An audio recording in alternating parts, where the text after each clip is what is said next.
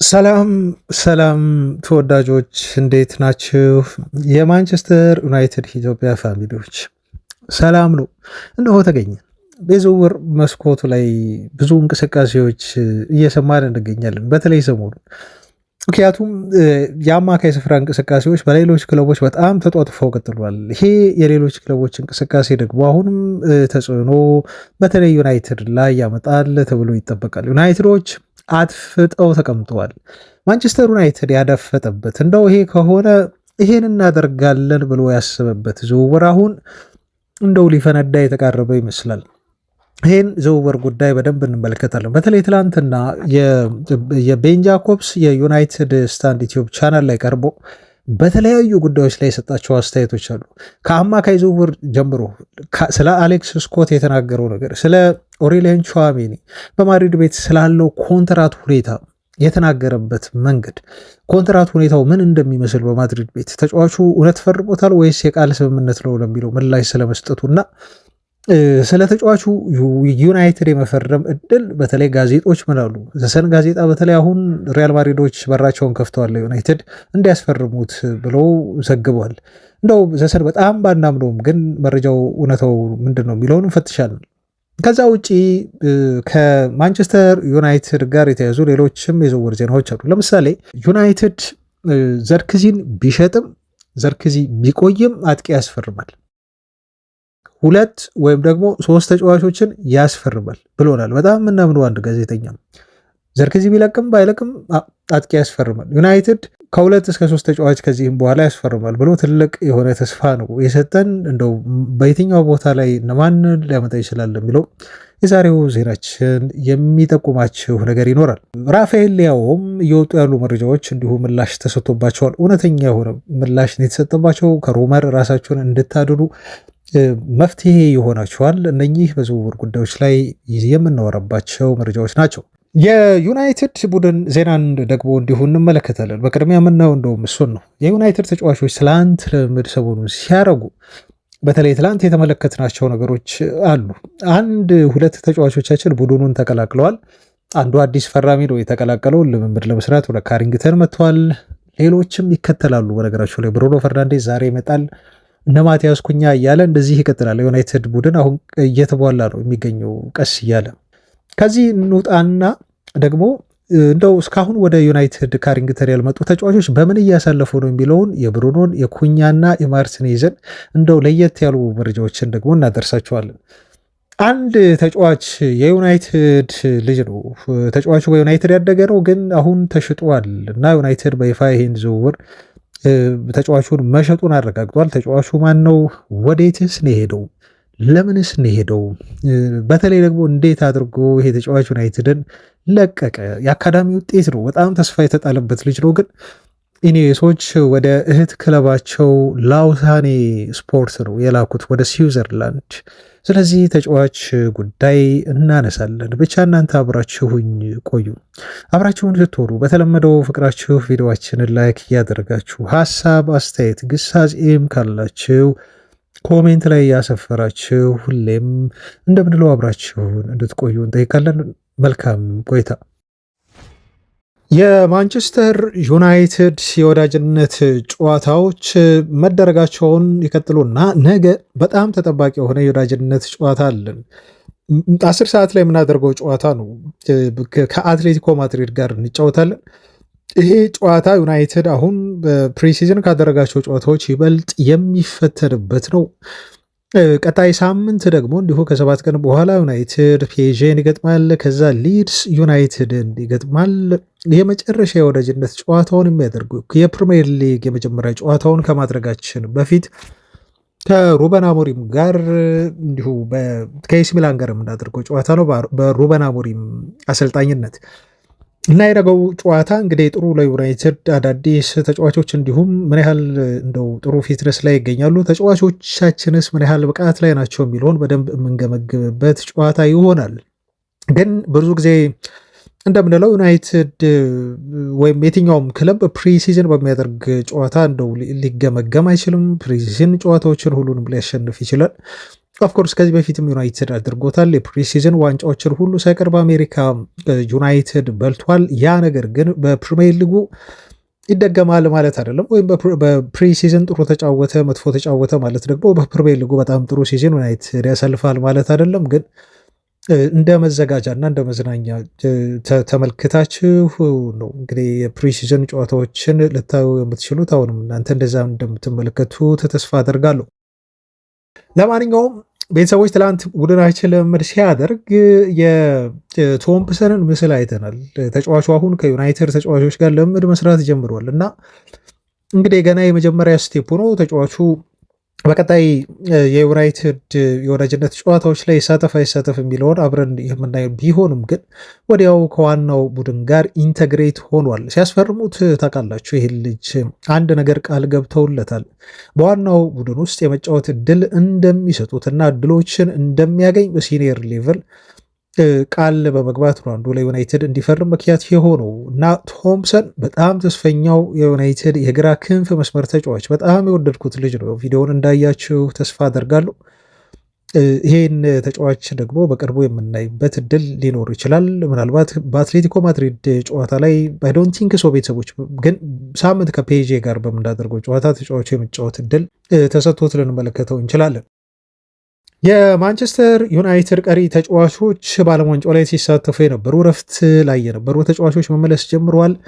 በካሪንግተን ትላንት እነ ሴላሜንስ እና ዩሪ ትልሞንስ ቡድኑን መቀላቀላቸው ተመልክተዋል። በካሪንግተን ሁለቱ ተጫዋቾች እረፍታቸውን አጠናቀው ነው እንግዲህ አንድ ላይ በመምጣት ሁለቱም ቤልጅየማዊ መሆናቸው ይታወቃል። በብሔራዊ ቡድን ዓለም ዋንጫው ላይ አንድ ላይ ነበሩ። ስለዚህ በአንድ ቀን ወደ ዩናይትድ ተመልሰው በትላንት የልምምድ ሴሽን ላይ ተገኝተዋል ማለት ነው። ሌላው ብሩኖ ፈርናንዴዝ በዚህ ሳምንት ቲሙን ይቀላቀላል ተብሎ ይጠበቃል። ብሩኖ ብቻ አይደለም፣ ኮቢ ሜኖም የማንቸስተር ዩናይትድን ስብስብ እንደሚቀላቀልና ልምምድ እንደሚጀምር ነው የሚጠበቀው ማለት ነው ዛሬ ተብሏል። እንግዲህ እነኚህ ሁለት ተጫዋቾች ደግሞ ከቲማችን ጋር ልምምድ ሲሰሩ ዛሬ እንመለከታለን። በነገ ጨዋታ ላይ ግን የማይሳተፉ ነው የሚሆነው። በነገራችሁ ላይ ዩናይትድ ተጫዋቾች እንዴት እያደረጉ ነው እንደው እረፍታቸውን እያሳለፉ የሚገኙት ለምትሉን የተወሰኑ ተጫዋቾችን በጣም አጠር አድርጌ እንዲሁ ላንሳላችሁ። ፖርቹጋላዊ ኮከብ ብሩኖ ፈርናንዴስ የእረፍት ጊዜውን የሪያል ማድሪዱ ታላቅ ተጫዋች የነበረው ሉካ ሞድሪች የክሮሺያ ብሔራዊ ቡድንን ማሊያ ለብሶ የመጨረሻ የዓለም ዋንጫ ጨዋታውን ከብሔራዊ ቡድኑ ጋር ሲያደርግ የሰጠውን ስጦታ ማሊያ ለብሶ እንዲሁ በግል ልምምድ ሲሰራ ተመልክተናል። ብሩኖ ፈርናንዴዝ አሁን ጠንካራ ልምምዱን አጠናቆ ወደ ካሪንግተን ዛሬ ይመለሳል። ሌላኛው ማቲያስ ኩኛ ነው። ማቲያስ ኩኛ በብራዚል በጣም አስደሳች የሆነ የእረፍት ጊዜ እያሳለፈ እንደሆነ ያስታውቃል። ተጫዋቹ እንደው ባህር ዳርቻ ላይ ያለች ሰፈር እንደተወለደ ይታወቃል። ለዛም ነው ብዙ ምስሎችን ሰርፍ እያደረገ የምንመለከተው። ሰርፍ ማድረግ ይወዳል። እንዲሁም ይሄ ጎል ካስቆጠረ በኋላ ሰርፍ የሚያደርግበት መንገድ የተጫዋቹ ብራንድ ሆኖ ብዙ ተጫዋቾች እንደውም አሁን የእሱን የዳንስ አገላለጽ ጎል ካስቆጠረ በኋላ እንዲሁ እየሞከሩት ነው የሚገኘው። ተጫዋቹ በጣም ፌመስ ሆኗል። በተለይ ወደ ማንቸስተር ዩናይትድ ከተዛወረ በኋላ ፍምስናውን ከሚያረጋግጡ ነገሮች መካከል በብራዚል ጎዳናዎች ላይ ፖፑላር እንደሆነ ነው የምትመለከቱት። ምክንያቱም አብዛኛው ብራዚላውያን አሁን አውቀውታል። ዓለም ዋንጫም ላይ በጣም ጥሩ ነበር። ብራዚል ወደ ቀጣይ ዙር ባትሻገርም ግን ጎሎችን አስቆጥሯል እና በእረፍት ጊዜው በብራዚል በተወለደበት ሰፈር እንደውም አንድ ጎዳና አለ። እዚህ ጎዳና ላይ ትልቅ የሆነ የአርት ፎቶ ምስል ሰርተውለታል እና በዚህ በትውልድ ቀዬው ይህን ያህል ትልቅ የሆነ ምስል ተሰርቶለት ተጫዋቹ በዚህ ያህል ደረጃ ለሱ ያላቸውን ፍቅር ገልጸውለታል። በነገራችሁ ላይ ኩኛ ትላንት አንድ ቪዲዮ ለቆ ነበር። ይሄ ቪዲዮ ላይ የሚያመላክተው አንድ መኪናውን ለመጠገን መኪናው ተበላሽቶበት የመጣ ሜካኒክ ነበር እና መኪናውን ከጠገነለት በኋላ ገንዘብ ሊሰጠው ኩኛ ይፈልጋል። ነገር ግን ይህ ሜካኒክ በፍጹም ገንዘብህን አልቀበልም ይለዋል እና ፍሪ ሰርቪስ ይሰጠዋል ማለት ነው። ማቲያስ ኩኛ ወዲያው ይሄን ለማካካስ የመጣለት ሀሳብ ይመስላል። ወዲያው ስሙን ጠየቀው፣ የት እንደሚሰራ ሁሉ ጠይቆት የሜካኒኩን ቦታ ሁሉ አሳይቶ ፕሮሞሽን ይሰራለታል ማለት ነው እና በዚህ መልኩ አካክሶለታል። ቪዲዮ ቫይራል ሆኖ እንደዚሁ ተመልክቻለሁ ማለት ነው። እና ማቲያስ ኩኛ በዚህ ያህል ደረጃ ነው ፍቅር እየተሰጠው የሚገኘው። በተለይ የዩናይትድ ተጫዋች መሆኑ ትልቁ ጥቅማ ጥቅሙ እንግዲህ ይሄ ነው፣ እውቅና ማግኘት ነው። እና ቪዲዮውን እየቀረጸ በየመንገዱ በየአስፓልቱ በሄደበት ሁሉ ክላክሶች ይደረጉለት ነበር። ከብራዚላውያን እግር ኳስ አፍቃሪዎች ማቲያስ ኩኛ እጅግ የፈመሰው ተጫዋች ሆኗል። ጥሩ ጊዜም አሳልፏል። አሁን ወደ ዩናይትድ በቀጣይ ሳምንት ይመለሳል። የሊክሳንድሮ ማርቲኔዝንም እንደዚሁ ላንሳላቸው የሁሉንም ስላነሳን እዚህ ጋር ማርቲኔዝ ደግሞ እጅግ በሚያስገርም አቀባበል ነው በአርጀንቲና በተወለደበት ቦታ እንደው የክብር የሚመስል ትልቅ አቀባበል የተደረገለት በሺዎች የሚቆጠሩ የከተማው ነዋሪዎች ተገኝተዋል። ሌጓይ ተብላ በምትጠራ ከተማ ነው እንግዲህ ተጫዋቹ የክብር ዜጋ ተሸላሚ መሆን እንደቻለ የተመለከተው።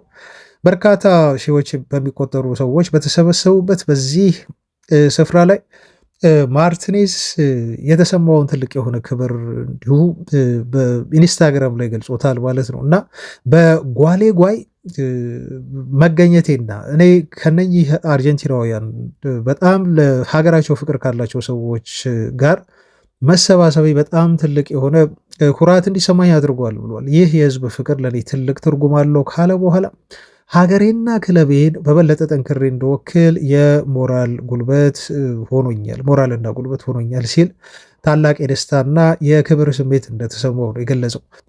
ጥሩ ዜና እዚህ ጋር ምንድን ነው? ተጫዋቹ በጉዳት ምክንያት የዓለም ዋንጫ ፍጻሜው ላይ ተቀይሮ መውጣቱ ይታወቃል። አሁን ግን ጉዳቱ ይህን ያህል ጠንከር ያለ ባለመሆኑ ምክንያት እንግዲህ ዩናይትዶች እንዳሉት ከሆነ ተጫዋቹ ዩናይትድ ለሚያደርገው የመጀመሪያ የፕሪሚየር ሊግ ጨዋታ ይደርሳል። ብዙ ከሜዳ የሚያርቀው ጉዳት ነው ብለው የዩናይትድ ሰዎች አያስቡም። ስለዚህ ለማንቸስተር ዩናይትድ ሲዝኑ መክፈቻ የፕሪሚየር ሊግ ጨዋታ ማርቲኔዝ ይደርሳል ተብሎ ይጠበቃል።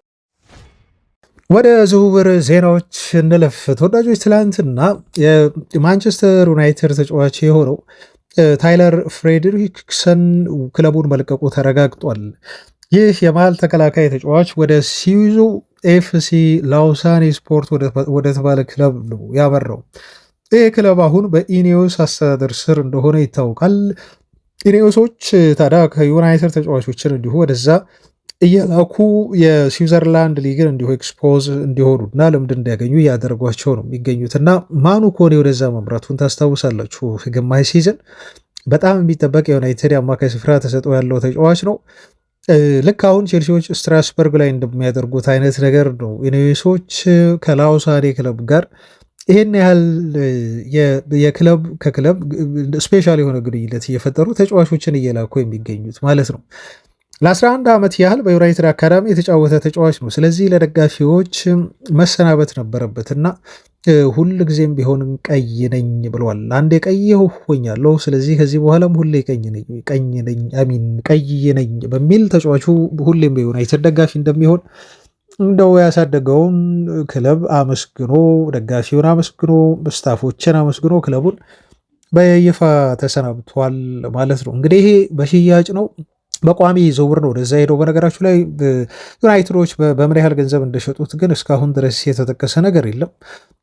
ቤን ጃኮብስ እንዳለው ግን ከፍተኛ የሆነ ሴል ኦን ክሎዝስ አካተውበታል ተብሏል። በፐርሰንቴጅ ያው ከፍ ያለ ገንዘብ ነው የሚያገኙበት ወደፊት ተጫዋቹ ተሳክቶለት እንዲሁ የሚሸጥ ከሆነ ለትልቅ ክለብ።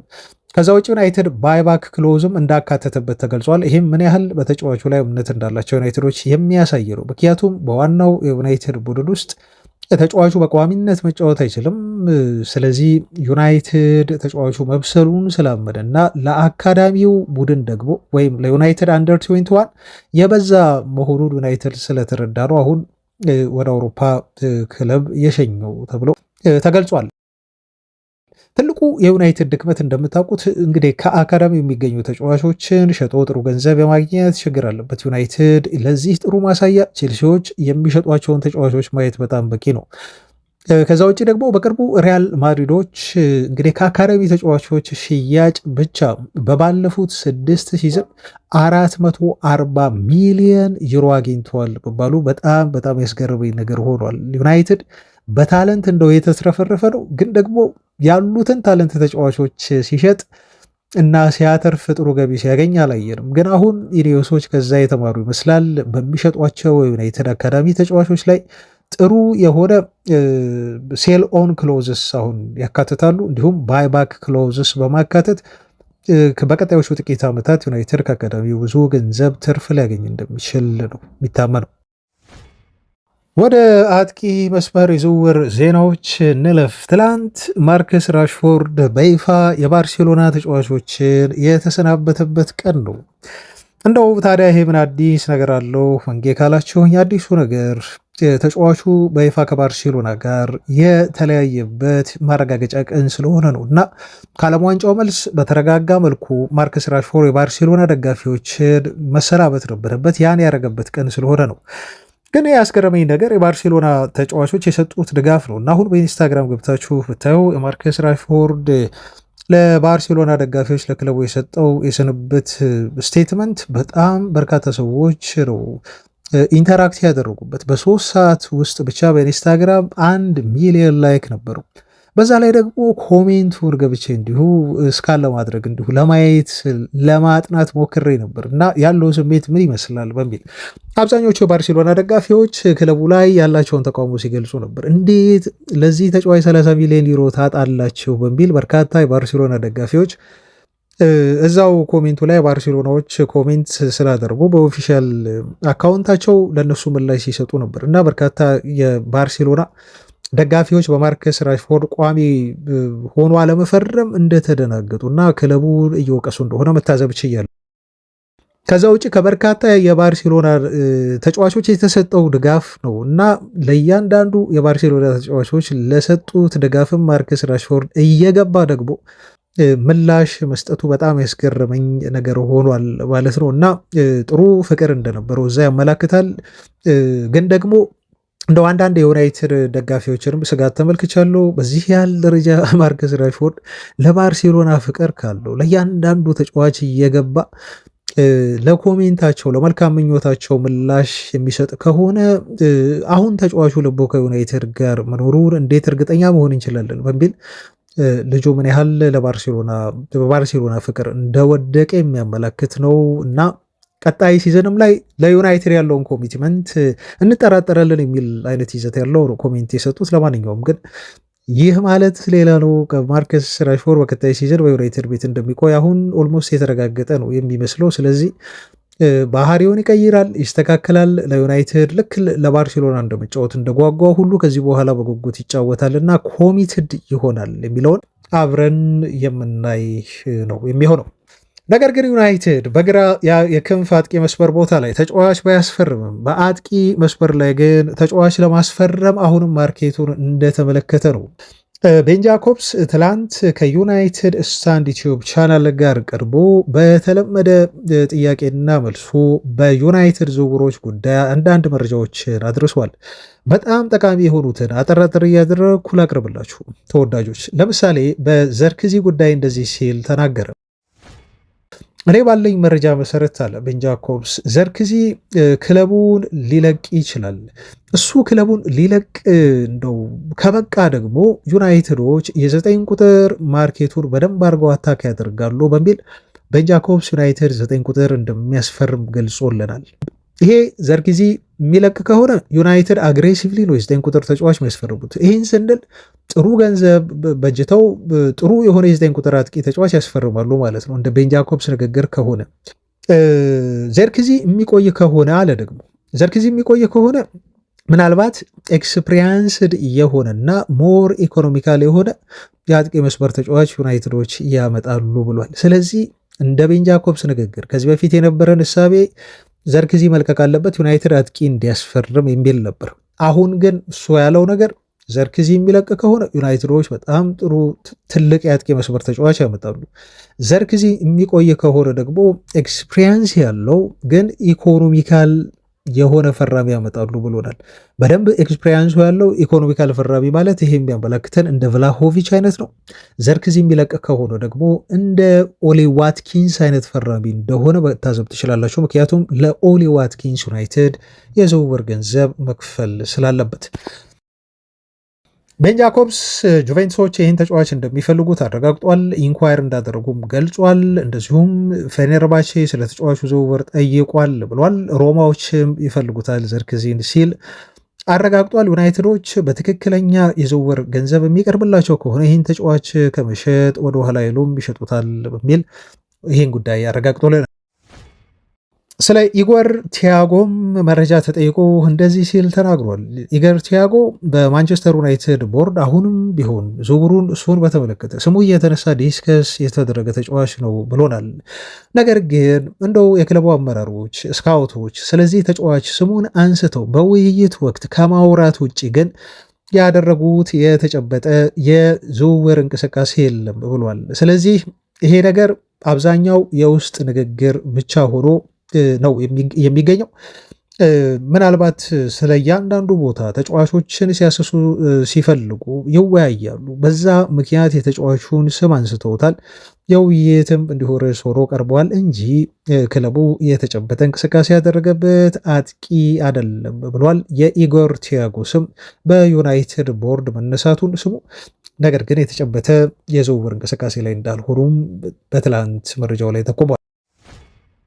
ከዛ ውጭ ቤን ጃኮብስ የተናገረው ነገር የዩናይትድ የሌሎች ተጫዋቾችን የዝውውር ሁኔታ ነው። ለምሳሌ በአጥቂ መስመር ላይ እንደው ከክንፍ ጀምሮ የ9 ቁጥር ቦታ ነግረናቸዋል። አሁን ደግሞ የክንፍ አጥቂ ተጫዋችን የተመለከተ መረጃም እንዲሁ አድርሶናል። ምክንያቱም ራሽፎርድ አለ በዩናይትድ ቤት ይቆያል ሲል እርሱ ያረጋገጠልን። በዩናይትድ ቤት ይቆያል። ምክንያቱም የዩናይትድ ባለስልጣናት እሱን የሚያዩት ልክ እንደ አዲስ ፈራሚ ነው። ምክንያቱም እሱ ከባርሴሎና የመጣ ተጫዋች ነው። ለትልቅ ክለብ ሲጫወት የነበረ ተጫዋች ነው። ስለዚህ የፎርም መውረድ አጋጥሞታል ብለው አያስቡም ዩናይትዶች። በዛ ላይ ደግሞ እንግዲህ ባርሴሎና በትልልቅ መድረኮች የሚወዳደር በጣም ትልቅ የሆነ ቡድን ነው። እዛ በደንብ ራሱን ጠብቆ ተጫዋቹ በትጋት ሰርቶ እንዲሁም ፎርሙን አሳይቶና እንደው ተጫዋቹ ብዙ ጎልና አሲስት ላይ ተሳትፎ አድርጎ የሚመጣ ተጫዋች በመሆኑ ነው ዩናይትዶች አዲስ ፈራሚ እንዳገኙ የሚቆጥሩትና ፍሬሽ የሆነ ስታርት ለማርከስ ራሽፎርድ ይሰጠዋል። አዲስ ማናጀር ነው አሁን በዩናይትድ ቤት ያለው ሩበን አሞሪም አይደለም ከእሱ ጋር ግጭት የፈጠረው ብሏል። ራሱን ፕሩቭ እንዲያደርግ እንደው ከማንቸስተር ዩናይትድ ጋር እንደው በድጋሚ በፍቅር እንዲወድቅ ሁሉንም ነገር ያመቻቹለታል ብሏል። ወይም ደግሞ ትክክለኛ የዝውውር ገንዘብ ከቀረበላቸው ማርከስ ራሽፎርድ ሊለቅም ይችላል ብሏል። እና እንደ ቤን ጃኮብስ ንግግር ከሆነ ራሽፎርድ በዩናይትድ ቤት ልክ ፋብሪሲዮ ሮማኖ እንዳለው የመቆየት እድሉ በጣም ሰፊ ነው። ነገር ግን ዩናይትዶች ደግሞ ጥሩ ገንዘብ ከቀረበላቸው በደሞዙ ምክንያት ማርከስ ራሽፎርድን አሁንም ሊሸጡት እንደሚፈልጉ ነው የተናገሩ። እዚህ ጋር አንድ መረጃ ልጨምርላችሁ። ስለ ራፋኤል ሊያው ዜና ስለወጣና ቤን ጃኮብስ ስለመለሰበት ነው። አንድ መረጃ ወጥቶ ነበር። ኒኮስ ቺራ የተባለ ጋዜጠኛ ነው ይህን ዜና ይዞ ወጣው። ማንቸስተር ዩናይትዶች ለራፋኤል ሊያው ኢንኳይር አደረጉ የሚል ዜና ነበር ያቀረበው። ከኤሲ ሚላን ተጫዋቹን ሊያስፈርሙት ዩናይትዶች ተንቀሳቅሰዋል ብሎ ይሄ ጋዜጠኛ ቢዘግብም ግን ቤን ጃኮብስ ፍላጎቱ ከማንቸስተር ዩናይትድ የመጣ አይደለም በሚል ወዲያውን ያጣጣሉ።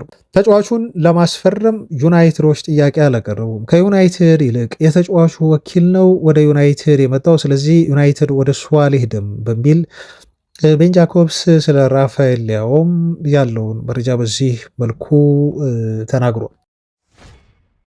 ዜናዎቻችን ይቀጥላሉ። አድማጮች ቪዲዮውን ላይክ ማድረጋችሁን አትርሱ።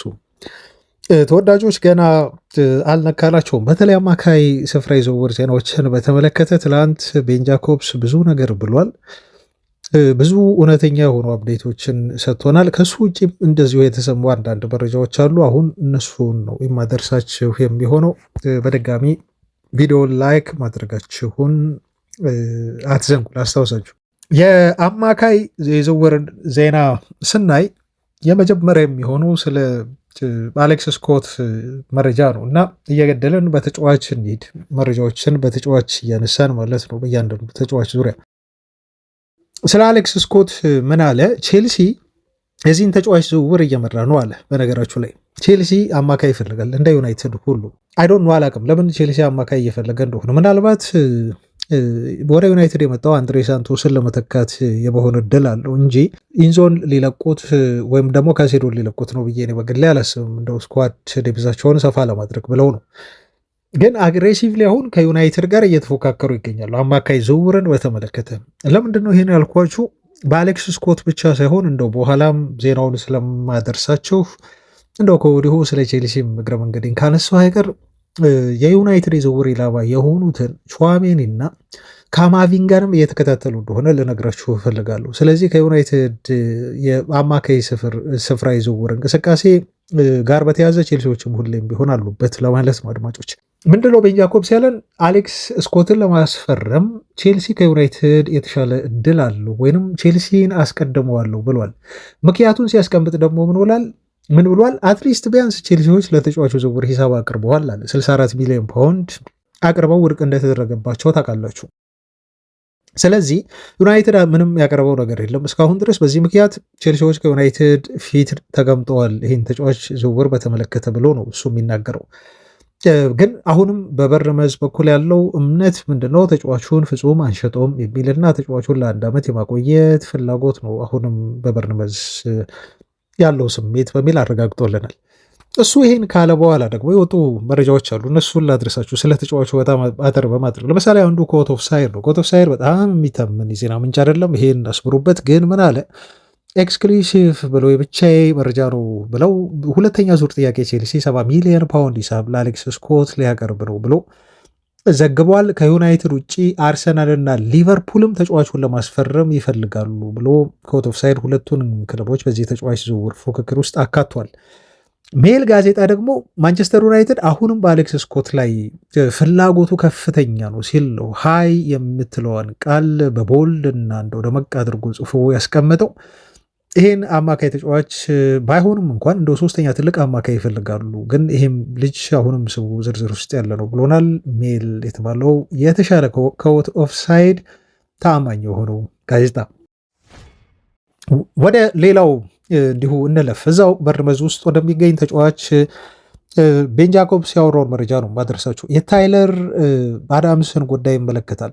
ታይለር አዳምስ በማንቸስተር ዩናይትድ ይፈልጋል እርግጥ ነው አለ። ግን ሰሞኑን አንድ ሪፖርት ተመልክቻለሁ። ለተጫዋቹ ዝውውር 35 ሚሊዮን ፓውንድ ብቻ ነው በርነመዞች የሚፈልጉት መባሉ እና ይህን በብዙ ሚዲያዎች መመልከቴ እንዲሁ አስገርሞኛል። ምክንያቱም ከክለቡ ውስጥ ያገኘሁት መረጃ ተጫዋቹን ለመልቀቅ በርነመዞች ከዚህ በላይ እንደሚፈልጉ ነው ብሎ ነው እሱ የተናገረው።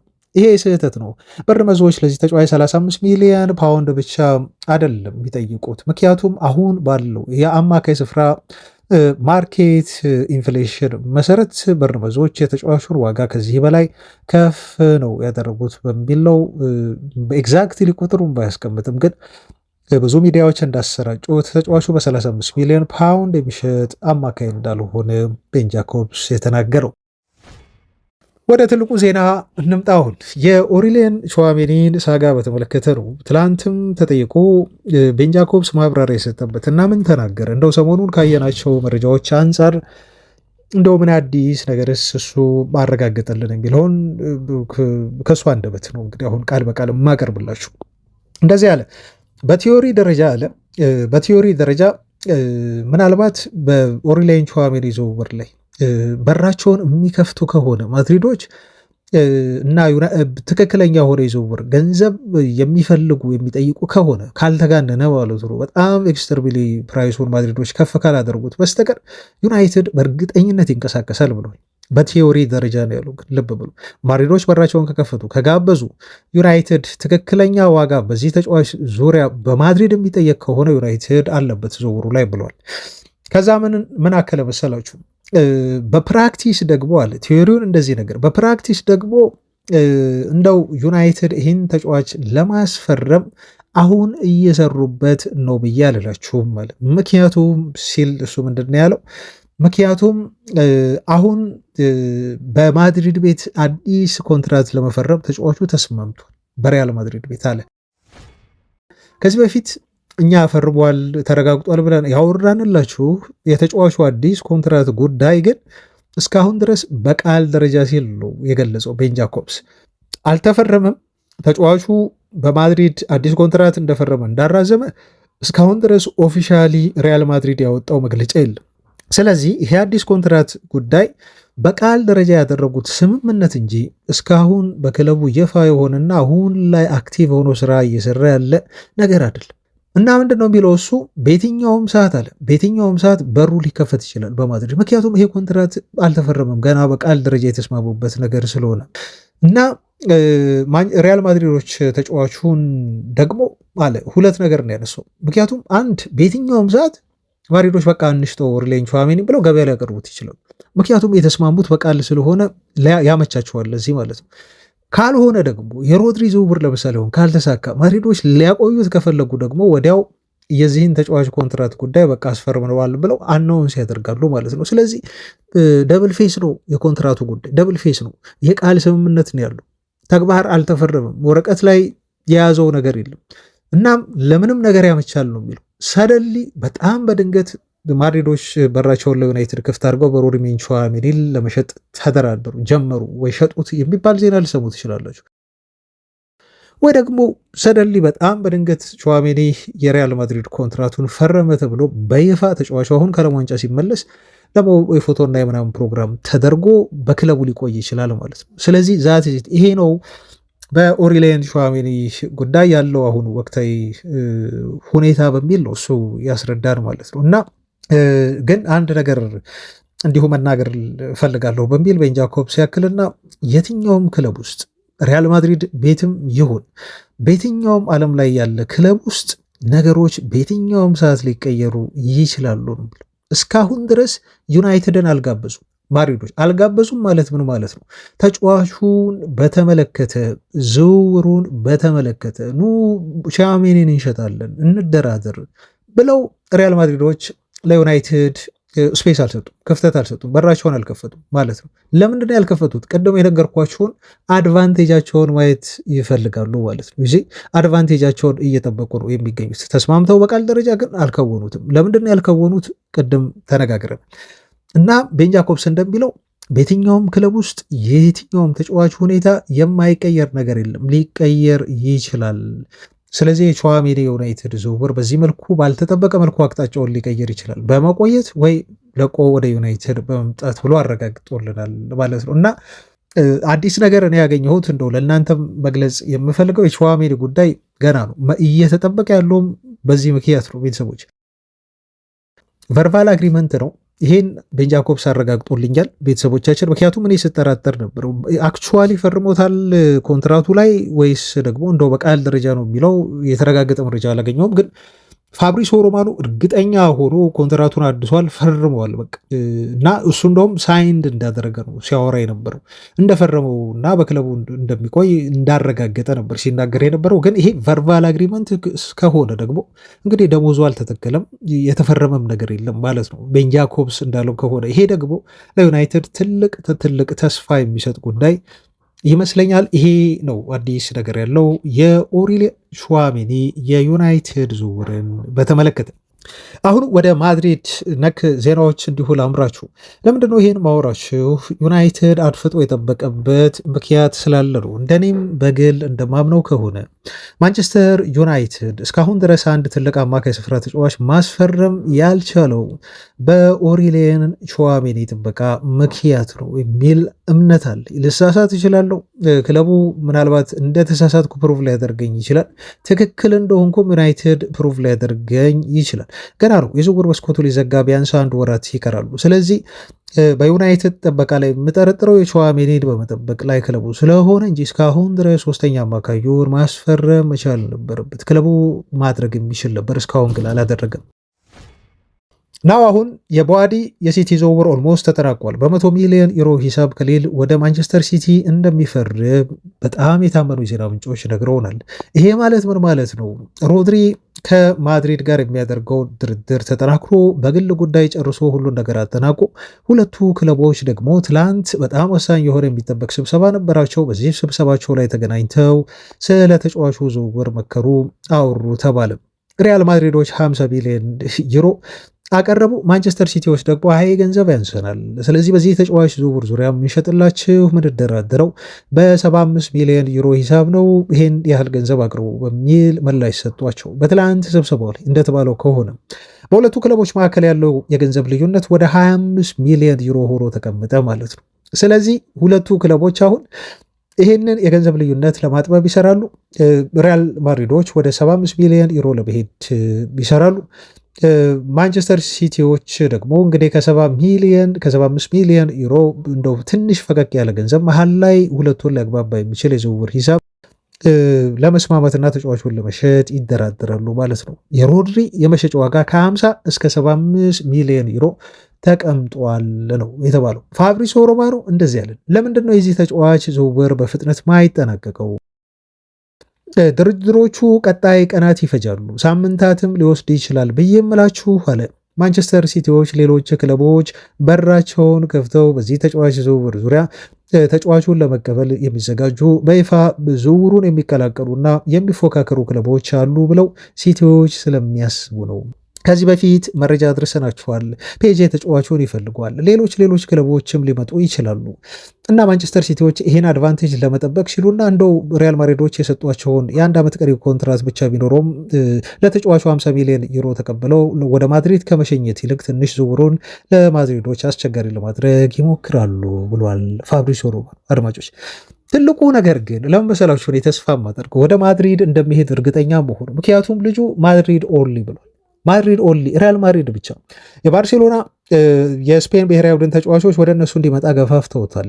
ታውቃላችሁ ሮድሪ የማይፈልገው የለም። አትሌቲኮ ማድሪድ መልሶ ቢያስፈርመው አይጠላም። ፒኤስጂም ተጫዋቹን ይፈልጓል። እሱንም የማይፈልግ ክለብ ማን አለ? ቤተሰቦች ከጣሊያንም ቢሆን። ነገር ግን ተጫዋቹ ለሪያል ማድሪድ ብቻ ለመጫወት በመፈለጉና ይህንን ደግሞ ለማንቸስተር ሲቲ ሰዎች በማሳወቁ እንደው ሲቲዎች የ50 ሚሊዮን ዩሮን ሂሳብ ከፍ እንዲያደርጉላቸውና እንደው እንዲጠጋጉላቸው ከመፈለግ ውጭ ተጫዋቹ ወደ ማድሪድ እንደሚሄድ ያውቁታል። ስለዚህ ነው እንግዲህ በዝውውር ድርድር ላይ ቶሎ እጅ ላለመስጠት ጥረት እያደረጉ የሚገኙት እንጂ ሮድሪ ለማድሪድ መፈረሙ አይቀርም። ዘገባዎች እንደሚሉት ከሆነ በተለይ ትናንት ከስፔን አድማጮቻችን ቤተሰቦች ይህንን ካልኳችሁ ዘንዳ ወደ ቀጣይ መረጃዎች ደግሞ እንግዲህ የማልፍ ይሆናል። ምክንያቱም ቹዋሜኒ ወደ ዩናይትድ የሚመጣበት ቀን በጣም የተቃረበ ሆኗል። የቤን ጃኮብስን ሌላኛውን ንግግር ነው አሁንም ማቀርብላችሁ በጣም ጠቃሚ ስለሆነ። ቤን ጃኮብስ በዩናይትድ ዩቲዩብ ስታንድ ቻናል ላይ ቀርቦ እንደዚህ ያለ እኔ ያለኝ ስሜት አሁንም በዩናይትድ ቤት ውስጥ ዝውውርን በተመለከተ በጣም ትልልቅ ቢዝነሶች ይካሄዳሉ። በአሁንና በዝውውር መዝጊያው ቀን ድረስ አለ። በትልቁ ደረጃ ምለው 2 ወይም 3 ተጫዋቾች ክለቡን ሊቀላቀሉ ይችላሉ አለ። 2 ወይ 3 ተጫዋቾች ክለቡን ሊቀላቀሉ ይችላሉ የዝውውር መስኮቱ ከመዘጋቱ በፊት ሲል ከዚህ በፊት የነገረንን ነገር እንደው ትላንት ያደረስኳችሁን አታስቡ የዩናይትድ ደጋፊዎች፣ አሁንም ክለቡ ዝውውሮችን ይፈጽማል ሲል የተናገረውን ነገር አሁን ደግሞ ቁጥር አስቀምጦ ከ2 እስከ 3 ተጫዋች ዩናይትድ ያስፈርማል በሚል ንግግር አጠናክሮታል። ስለዚህ እዚህ ጋር ስገምት ዩናይትድ አንድ አማካይ ያመጣል፣ እንዲሁም ዩናይትድ አንድ የግራ ተከላካይ ያመጣል በሎክሾ ቦታ ማለት ነው። ሞስት ፕሮባብሊ ሉዊስ ሆል ወይም ደግሞ ሉዊስ ሆል እሱ ነው ዩናይትድ የሚፈልገው። ቁጥር 1 የዝውውር ኢላማው ያደረገው የተከላካይ ስፍራ ተጫዋች ነው ግራ ቦታ ላይ። ከዛ ውጪ የአጥቂ መስመር ተጫዋች ያመጣል። አጥቂ መስመር ላይ አሁን እርግጠኛ እንዳልሆን የሚያደርገኝ አንድ ነገር አለ። ያመጣል ዩናይትድ ማምጣቱ አይቀርም፣ ግን 3ኛውን ፈራሚ ነው ብላችሁ ቤን ጃኮብስ እንዳለው ከሆነ እዚህ ኤሪያ ላይ ነው የሚሆነው። አጥቂ ቦታ ላይ ግን የ9 ቁጥር ተጫዋች ነው ዩናይትድ የሚያመጣው ወይንስ ደግሞ የግራ ክንፍ አጥቂ ተጫዋች ነው የሚያመጣው የሚለው እስካሁን ድረስ እንደው ለመወሰንም ከባድ ነው። ለምን ራሽፎርድ ሊቆይ ይችላል፣ በደንብ የመቆየት እድል አለው በዩናይትድ ቤት፣ ግን ደግሞ የሚፈጠረው ነገር አይታወቅም። ይህን ስል ምን ማለት ነው? ማርከስ ራሽፎርድ ብዙ ጊዜ ዝውውሮችን ካያችሁ የዝውውር መዝጊያ መጠናቀቂያ ቀናት አካባቢ ሲደርሱ አንዳንድ የማይታሰቡ ዝውውሮች ይፈጸማሉ። ለምሳሌ አሁን ልናገር። ለምሳሌ አንደኛው እና ጎል ስፖርትም ይዞት ወጥቷል፣ ጎል.com ማለት ነው። ለምሳሌ አርሰናል ቪኒሲየስ ጁኒየርን ይፈልጓል፣ ወይም ደግሞ የግራ ክንፍ አጥቂ ተጫዋች ይፈልጋሉ። ባርኮላን ይፈልጉታል። ባርኮላ በጣም ውድ ነው ታውቃላችሁ። እንደውም ተጫዋቹ ወደ ሊቨርፑል የመሄድ እድሉ በጣም ሰፍቷል። ስለዚህ አርሰናሎች አሁን እንደው የፕሪሚየር ሊግ ኤክስፒሪየንስ ያለው ዩናይትድም ቢሆን አንቀጹ ላይ ከሚሸጥላቸው ክለቦች መካከል አንዱ እንደሆነ፣ አርሰናል የማርከስ ራሽፎርድ ፈላጊ እንደሆነ ደግሞ አትርሱ። ፈላጊ እንደሆነ አትርሱ። አንደኛው ይሄ ነው። አያችሁ ስቲል የዝውውር መስኮቱ እስካልተዘጋ ድረስ እና ማርከስ ራሽፎርድ ከዩናይትድ ጋር ነው መጥቶ በክለቡ ፕሪሲዝን ከማይክል ካሪክ ጋር ከተነጋገረ ልምምድ ከጀመረ በኋላ ሊቆይ የሚችል ቢሆንምና ቢመስልም ግን የኢኔሶች ትልቅ ራስ መታት ደሞዟል። ይሄን ፍጹም አትርሱ። ስለዚህ ተጫዋቹን ልክ የዝውውሩ መዝጊያ ቀን ድረስ መጠበቅ ይኖርብናል። ገና ነው፣ መታገስ ይኖርብናል። ስለዚህ ዩናይትድ ምን ሊያመጣ ይችላል ማለት ነው? አንደኛ በሱ ቦታ ላይ ሌላ ተተኪ የሆነ ተጫዋች ሊያመጣ ይችላል። የመቆየት እድሉ ሰፊ ቢሆንም ተጫዋቹ ወደ አርሰናል የመሄድ እድል አለው። ቶተንሃሞች አሁንም ቢሆን በጣም ገፍተው እየጠየቁ ነው ያሉት ይሄን ልጅ ለማስፈረም። ምክንያቱም ከሲቲ እናመጣዋለን ያሉትን ሳቪኒሆ የሚባለውን ተጫዋች አላመጡ። ስለዚህ ቶተንሃም እና ዲዘርቪ ደግሞ እንዴት አድርጎ ተጫዋቾችን እያሳመነ እያስፈረመ እንደሆነ ታውቃላችሁ።